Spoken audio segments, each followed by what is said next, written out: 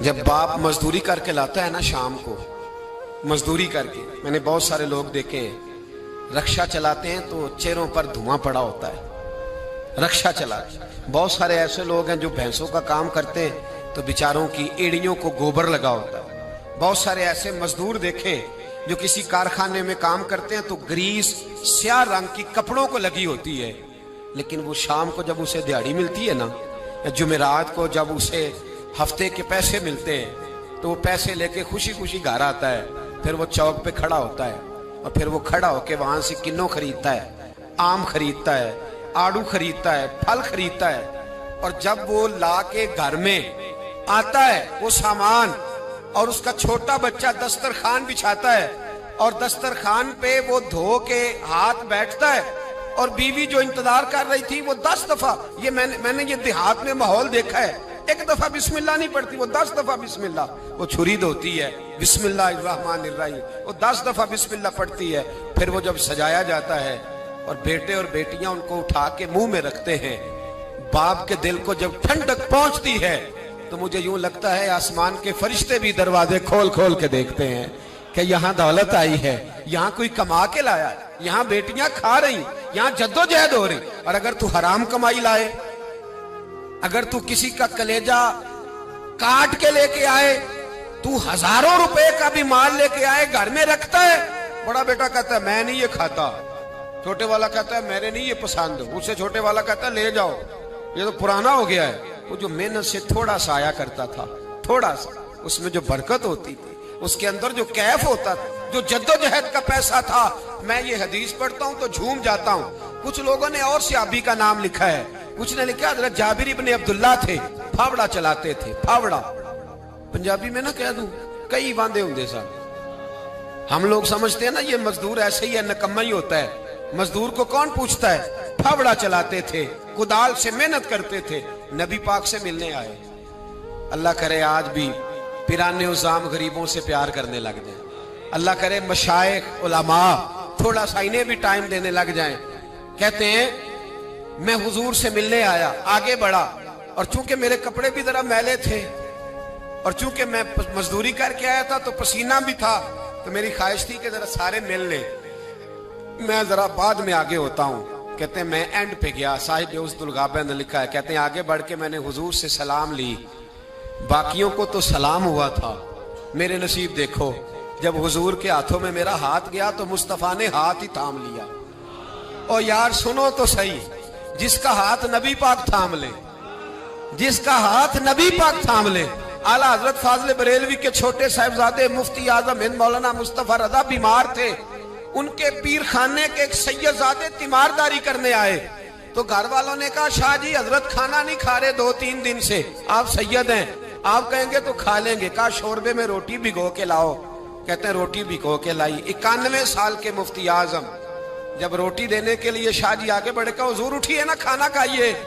तो कहते हैं मैंने उनकी कमर पे हाथ रखा उठाने के लिए। 91 साल के बाबा जी, बुढ़ापा, कमजोरी, जोफ, सारा कुछ, लेकिन जब मैंने पीछे हाथ रखा ना उठाने के लिए, खाइए। कहते मेरा हाथ थाम के कहने लगे शाह जी एक वादा करो पहले। मैंने कहा कौन सा? कहने लगे यहां सहारा दिया है तो वहां भी दोगे कि नहीं दोगे? ये वादा करो, यहां सहारा दिया है तो वहां भी दोगे? कहते मैं रो पड़ा। मैंने कहा दूंगा। तो कहने लगे चलो फिर खा लेते हैं खाना। ओ भाई जिसका हाथ नबी पाक थाम ले, जाबिर इब्ने अब्दुल्ला कहते हैं सलाम लेके रुखसत हो गए सारे, और मेरा हाथ हुजूर ने थाम लिया। और यार बंदे ने नहीं, आम आदमी ने नहीं, MNA MPA ने नहीं, सूफी पीर दरवेश मौलवी मुफ्ती गौस मुहद्दिस ने नहीं, इस दर्द को समझ तो सही। कहते हैं मेरा हाथ उसने थामा जिसके कदमों को बोसे देने के लिए जिब्रील अमीन तरसा करते हैं। हजरत जिब्रील जिसके पैरों को बोसा देने को तरसे, हुजूर ने हाथ थाम लिया, पकड़ लिया और खोल के फरमाया ये क्या है, ये क्या है? सोने छाले पड़ गए। हुजूर मेहनत करता हूँ, हुजूर कबीलदार हूँ, छोटे बच्चे मजदूरी करता हूँ, छाले पड़ गए। कुछ अमीर से आबा खड़े थे, कहते हैं हमने रुख बदल लिया, महबूब की तरफ देखने लगे। हमने अजीब नजारा देखा कि उसका हाथ हुजूर ने थामा है, और फिर हमने देखा कि महबूब की गर्दन झुकी। गर्दन झुकी किसकी? जिसके आगे खिंची गर्दनें झुक गई। महबूब मुकद्दस ने गर्दन को झुकाया और फरमाते उस वक्त तो हालात ही बदल गए जब महबूब ने मजदूर के छालों वाले हाथों को चूमना शुरू कर दिया। फरमाते महबूब चूम रहे थे और बड़े बड़े अमीर खड़े रो रहे थे, काश आज गरीब होते। आज गरीबी को इज्जत मिल गई, आज गरीबी को शान मिल गई, गरीबी को मर्तबा मिला, गरीबी को दर्जे मिले। तभी तो मौला कायनात शेर खुदा अलीउल मुर्तजा रदी अल्लाह ताला अन्हु ना अपना कुर्ता सी रहे थे तो एक शख्स ने कहा हुजूर अमीरुल मोमिनीन नया कुर्ता ही ले लें। फरमाने लगे तुम्हें नहीं पता इस पुराने कुर्ते में लज्जत कितनी है, तुम्हें नहीं पता जब मैं ये पुराना कुर्ता सी के पहनता हूं तो अल्लाह मेरे दिल के अंदर खुशू और गुजू कितना पैदा फरमाता है। तुम्हें नहीं पता इस गरीबी के जायके कितने हैं, इसके मजे कितने। भाई मेहनत की जो कमाई है, जद्दोजहद का जो पैसा है वो तुझे बड़ा करे, आगे बढ़, मेहनत कर, इन दो हाथों को लड़ा, दाएं बाएं ना देखना किसके पास क्या है, वरना हसद की आग में जल के जिंदगी गुजरेगी। नबी पाक सल्लल्लाहु अलैहि वसल्लम से एक सहाबी ने पूछा हुजूर बेहतरीन रोटी कौन सी होती है? हमसे को पूछे तो शायद हम कहें कि चिड़े बटेरे, या अगर वो दोबारा पूछे तो कहे वो जो गोश्त अपने बकरे का बचा के नहीं रख लेते बड़ी ईद पे, कहते यार आउणगे तो टिके लावांगे, वो मजे का होता है। यहाँ लोग कहते हैं ओहो गए आज होते ना फुला होटल पे, तो वहां ताजा बल्कि उसकी पब्लिसिटी कर रहे होते हैं, कहते हैं वो होटल वहां बना है। मैं भी गया था, फिर होटल 10 दफा जाके तो फिर 5वीं दफा मैं मैदे के डॉक्टर के पास भी गया था, तो दोनों का कार्ड मेरे पास है, दोनों ही रख लो तुम्हारे काम आएंगे। हम पब्लिसिटी। नबी पाक सल्लल्लाहु अलैहि वसल्लम से सहाबी ने पूछा हुजूर बेहतरीन खाना कौन सा है, बेहतरीन खाना? तो सहाबा कहते हैं कि अब उसने जो सवाल पूछा तो हमारे ज़हनों में ये था कि हुजूर कहेंगे शोरबा और रोटी, या गोश्त भी खानों का सरदार है उसके बारे में कहेंगे, या नबी पाक सल्लल्लाहु अलैहि वसल्लम शोरबे के अंदर रोटी भिगो के खाते थे उसकी बात होगी। सहाबी ने पूछा हुजूर बेहतरीन खाना कौन सा है? हमारे ज़हनों में जवाब के बारे में तखय्युलात और थे, तसव्वुरात और थे। जब हुजूर ने पूछा ना, उस सहाबी ने पूछा हुजूर कौन सा खाना बेहतर है?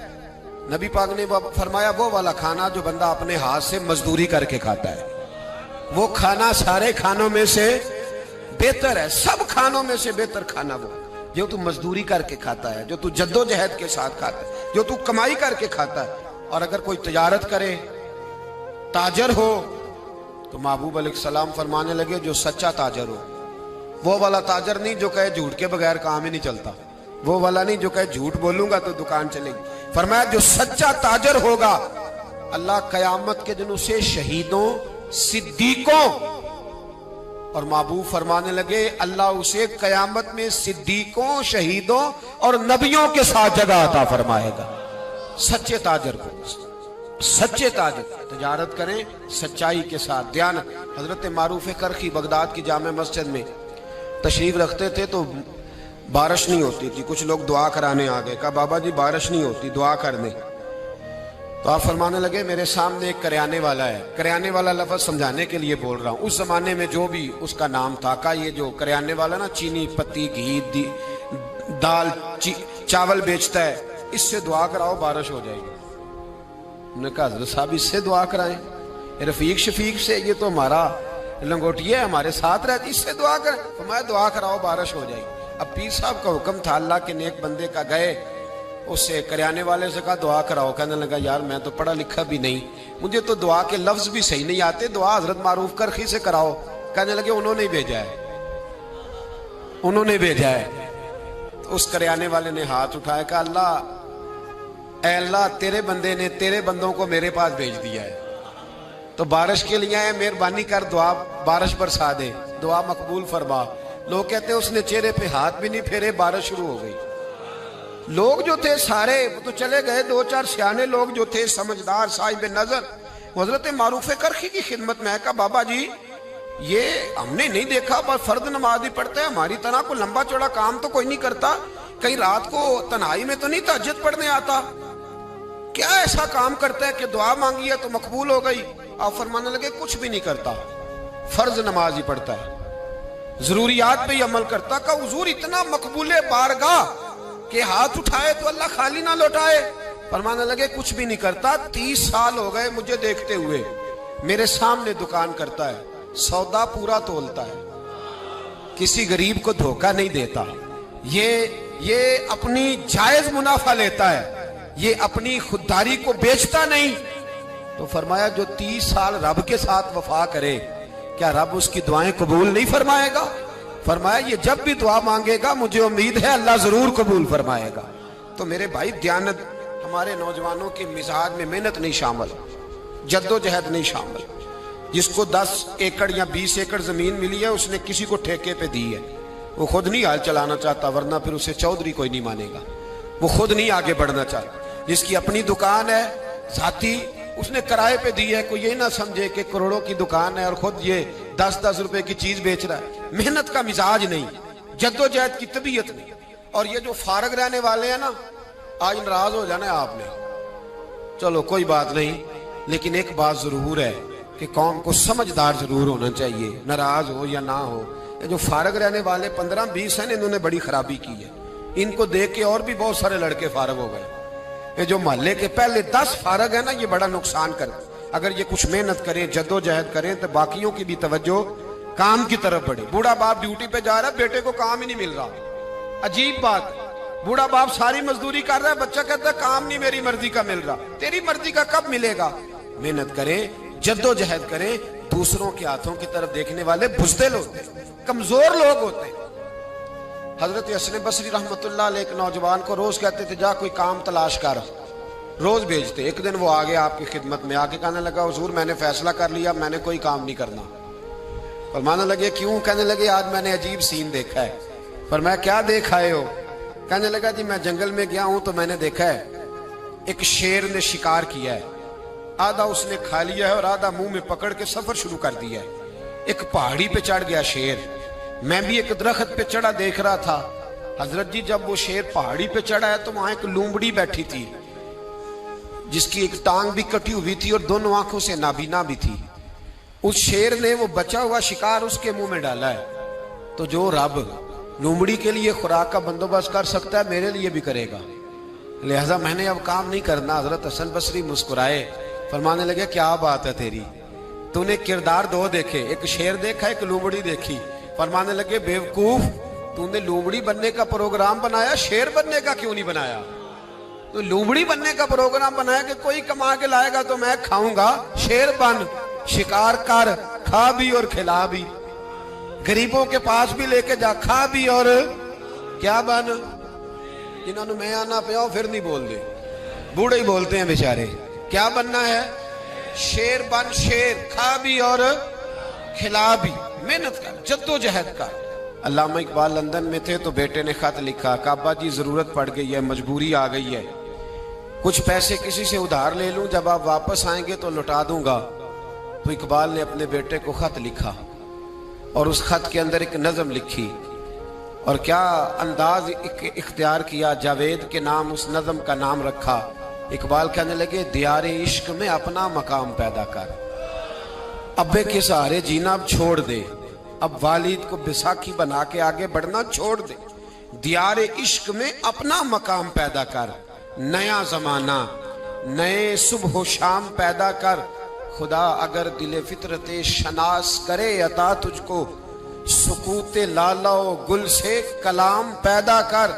और मेरा तरीक अमीरी नहीं फकीरी है, मेरा तरीक अमीरी नहीं फकीरी है, खुद ही न बेच गरीबी में नाम पैदा कर, खुद ही न बेच गरीबी में नाम पैदा कर। पता तो तब है ना कि जब तू गरीब हो फिर कुछ करके दिखाए, जब तू कमजोर घराने से उठे फिर तू कुछ करके दिखाए।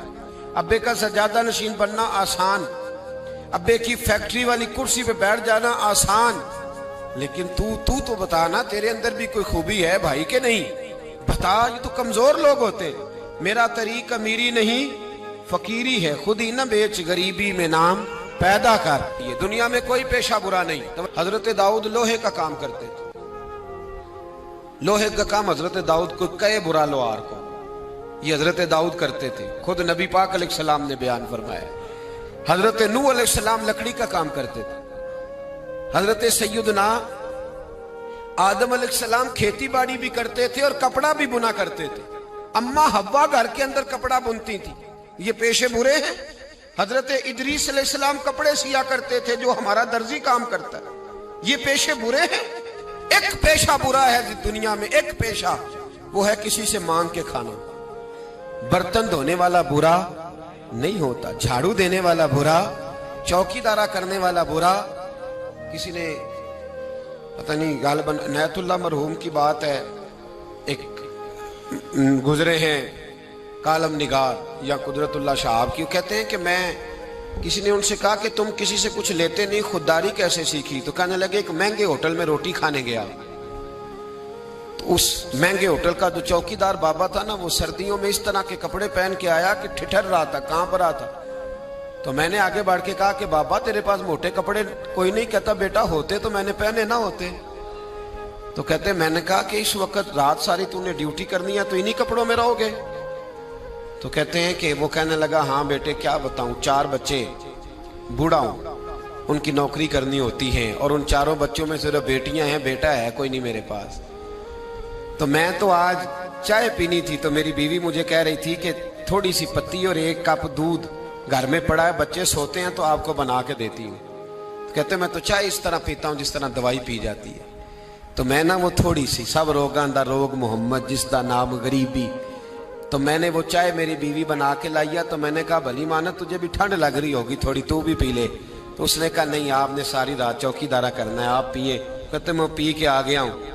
कहते ऐन इशा का वक्त था, सर्दी का मौसम था, घास थी बाहर, होटल के बाबा खड़ा था। कहते मैंने ना बाबे की बात सुनी तो मैंने समझा कि इस वक्त का सबसे बड़ा सखी मैं ही हूं, और मैं लगा हूं कारून के खजाने को जूता मारने, लगा हूं मैं बहुत बड़ी सखावत करने।